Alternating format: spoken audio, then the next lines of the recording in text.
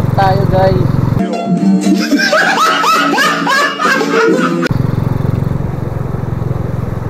Mahira naman no.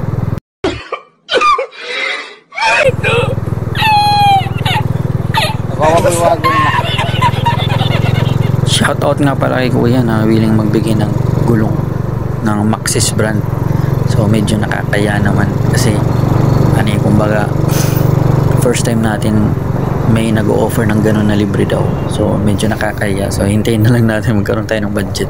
So salamat kuya sa effort at willingness mo tumulong. I appreciate it. Salamat po kuya.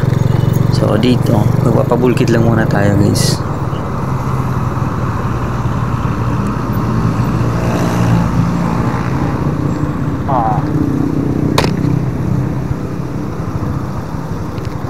Bulkit tops.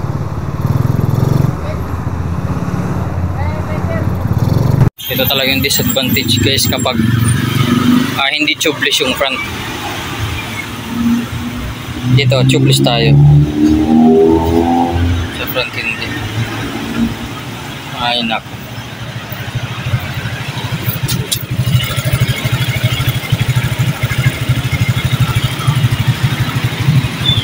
Tukod-tukod lang. Ay nako. Wala guys. Wala pa kasi tayong budget sa front.